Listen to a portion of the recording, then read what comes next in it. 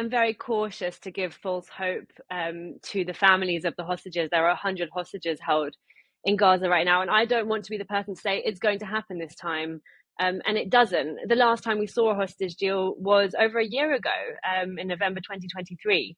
And since then, there have been messages from all sides saying there's been progress, this is happening, an Israeli delegation is heading to Doha, an Israeli delegation is heading to Egypt, Hamas have agreed to this, they're more flexible. And in the end, we haven't seen any results from all of these reports. And I think it would be unwise to say that this time is going to be different. There are still many, many gaps in their efforts to come to a deal, including which prisoners are going to be exchanged for the 100 hostages, the stages of the ceasefire. Israel is saying this is going to be done in 3 stages. Hamas wants guarantees that these stages are going to happen, and Israel isn't just going to restart the war as soon as one of the stages is up and they've got back their hostages. Israel says that they haven't yet received a list of the hostages they're going to get back. We know out of the 100 that many of them, intelligence estimates are saying, are unfortunately dead. We don't know who they are. The families don't know who they are. There's just so much unknown, not only in a practical way, but in every way. And I think it would be really unwise to say this time it's going to happen. In fact, I would err on the side of caution and say it's probably not going to happen. That sort of lack of trust between Hamas and Israel, I guess, is one of the main reasons for it. And Hamas has always said, haven't they, release the hostages equals permanent ceasefire. You're not getting a sense that they're changing their mind on that. I don't think so. I think you hit the nail on the head there when you say lack of trust. These are indirect talks. Hamas and Israel are in no way having any conversation whatsoever. All done through mediators, through the US, through Egypt, and through Qatar. There is no trust on Hamas's side that Israel will make a full and complete ceasefire, because Hamas knows that Israel wants control of the Gaza Strip, and there is no alternative at the moment. There's no political plan for who's going to rule the Gaza Strip once Hamas are dismantled. And Israel has stated again and again, and this is the military objective as well for their campaign in Gaza, Israel's campaign in Gaza, that they will completely dismantle Hamas's terror organization and Hamas as a whole. Hamas is still quite active in the Gaza Strip, and Israel is continuing to fight. So until that bridge has been crossed, I don't see how there can be any solution whatsoever until Israel comes up with a way of saying, we are confident that so-and-so is going to rule the Gaza Strip, and they haven't put in any alternative here. The Biden administration has been pushing for the Palestinian Authority to rule the Gaza Strip. The Palestinian Authority haven't said that that's something they want to do. The Palestinian people in the West Bank, where the Palestinian Authority rules, in largely, not completely, say that this authority is very corrupt and fragile and incapable of ruling the Gaza Strip. And not only that, but Israel point blank said that they don't want the Palestinian Authority to rule the Gaza Strip, but again, haven't offered any alternatives. So this status quo and this checkmate, in a way, is going to continue until there is a plan on the table. We'll come on to the West Bank in a minute, because there have been developments there that you've written about. But I want to talk about your piece that's headlined around Liri Albag, the 19-year-old female soldier hostage. It's had a video released by Hamas. This piece sort of seems full of doubt from pretty much everybody that you've written about. I'm just going to take some of the quotes. You've got, family is blaming government or all the families are blaming government for failing to seize an opportunity for a ceasefire. You've got a quote from her family that says lives of hostages have been put at risk by Israel's actions in Gaza. Then one from her father, all of the families are moving heaven and earth to free the hostages. He doesn't say all of the country or all of the government is. Is there a sense here that negotiations by Israel, albeit through mediators, is actually just lip service, that actually maybe there is less desire within government, unsaid, to actually get these hostages out than perhaps the people of Israel want? I don't know how unsaid it even is. You have members of the government in the hard right side of the coalition. I'm talking about Itamar Ben-Gvir, I'm talking about Bezalel Smotrich in the defense ministry and the finance ministry, openly saying that they don't want a deal with Hamas. Now, their line is that they don't want to release high-profile prisoners in exchange for these hostages, essentially bringing a new leader to the Gaza Strip. Yahya Sinwar, we have to remember, was released in a 2011 hostage deal with Hamas. And he went on to commit this massacre against the Israeli people on October the 7th. He was the mastermind for that, and he was a released prisoner. So their argument is if there is a deal, they will leave the government, and therefore Netanyahu will lose his position as prime minister. We'll have to go to early elections, and I think the prime minister wants to avoid that at all costs. So he's being pulled along by, or he's in a way being held hostage by his right-wing factions in his government. And you mentioned Liri Albag. Her father is a former Likud voter. That means that he voted for the ruling party that Netanyahu is part of. And even he, or especially he, with his daughter being in captivity for over a year now, is saying that I voted for Netanyahu and you're doing nothing to bring back my child. I think there is a lot of anger among the families that what you call lip service, they would agree with that. They're saying that there has been no progress. Why have citizens who have been kidnapped from their beds not been safely returned home? What is the point of having a state who's going to protect its citizens, who are going to vote for this kind of government, not have them protect their own people? Of course, in Lily Albag's case, she is a soldier. She was one of 7 spotter soldiers taken from the military checkpoints along the Gaza Strip. One of those 7 has unfortunately been killed in captivity. The other one, Ori Megadish, was rescued quite early on. She was the first IDF rescue during the war. The remaining 5 are still in captivity, and they're set to be released because they're females. They're set to be released in one of the first rounds of the ceasefire deal, if it ever happens. I hate to be blasé about lives. I think it's one of the most difficult things to ask the question that I'm about to ask. But, you mentioned earlier, 100 still in captivity. The intelligence is that dozens of them are dead. In war, leaders have to make decisions all the time that is, effectively about what saves the majority of people.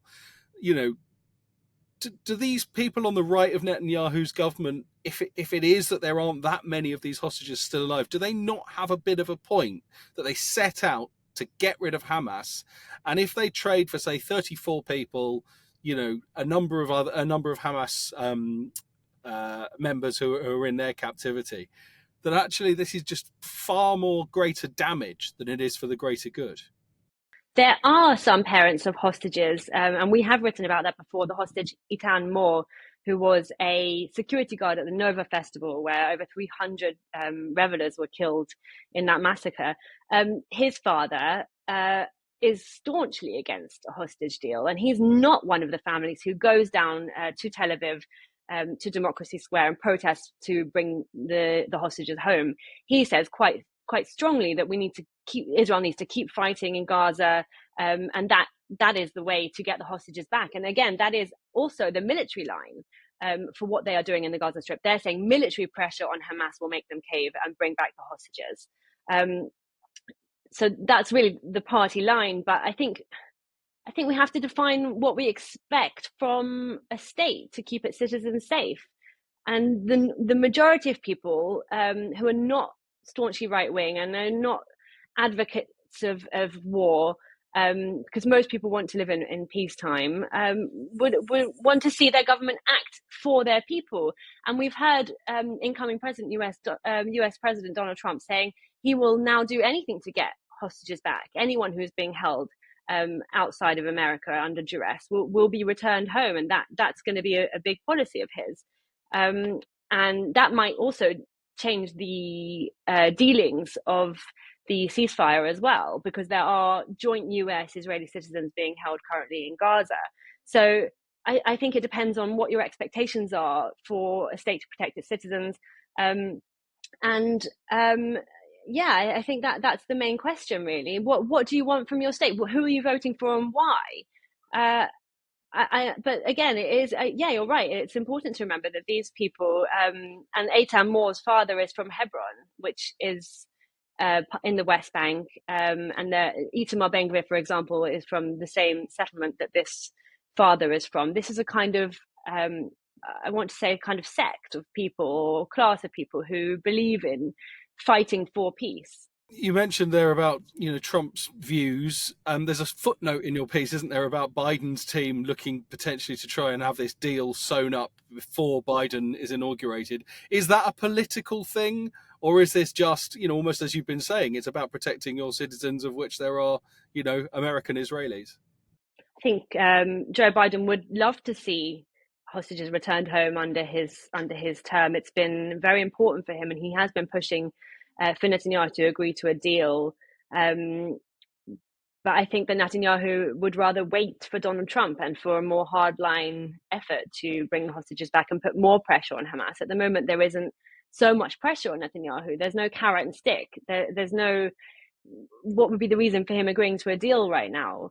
That being said, you ask if it's political. I think Israel is open to agreeing to a good deal, which would mean low-profile prisoners, hostages all back in the first stage of the ceasefire agreement, control over the Netzarim corridor, which is between Egypt and the Philadelphia corridor, which is between Egypt and Israel, and the Netzarim corridor, which is in the middle of the Gaza Strip, which kind of splits the north and the south and gives the Israeli military kind of full control over the north and south. So Israel would agree to a good deal, but as it stands, Hamas still have these trump cards. They still have the hostages.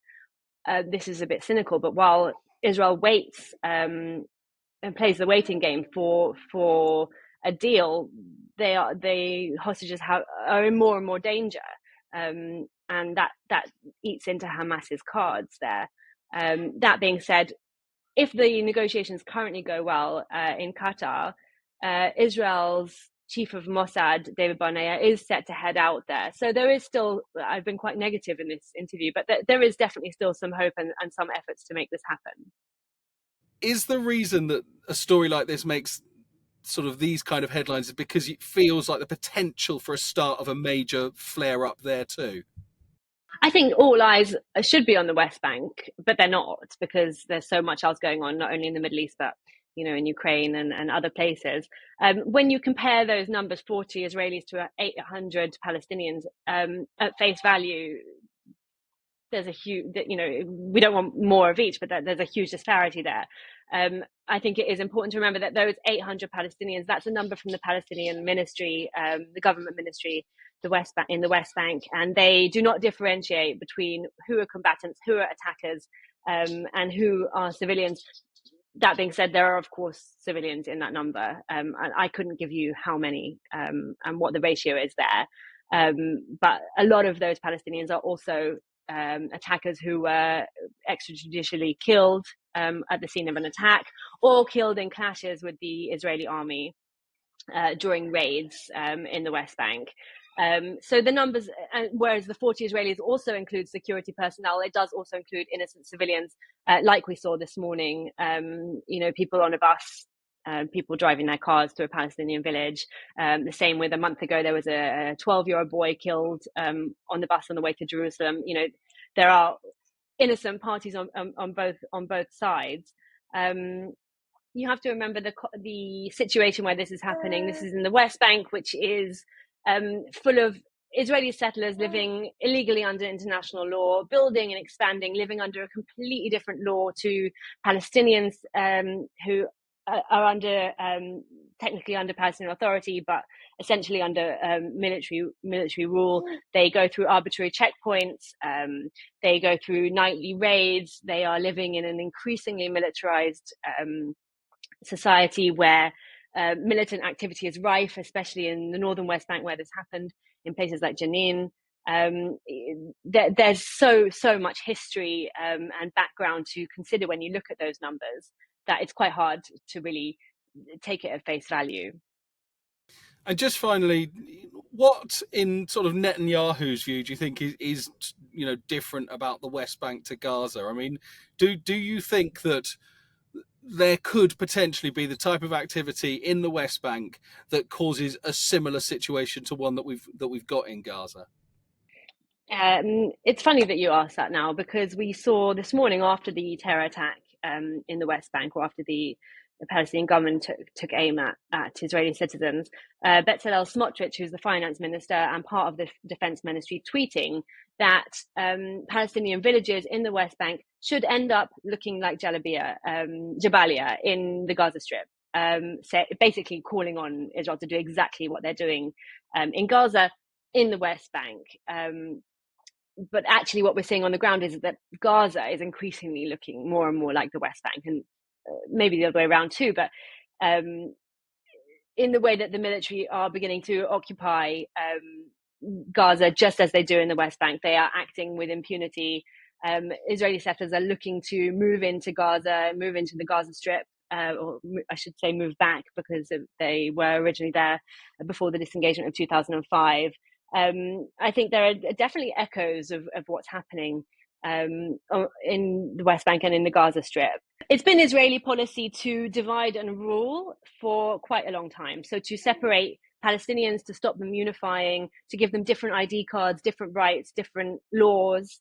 And they have quite intentfully separated the West Bank and the Gaza Strip. And we can see that also in the way that Israel is not allowing the Palestinian Authority to come anywhere near the Gaza Strip, even though they are the most obvious alternative to Hamas.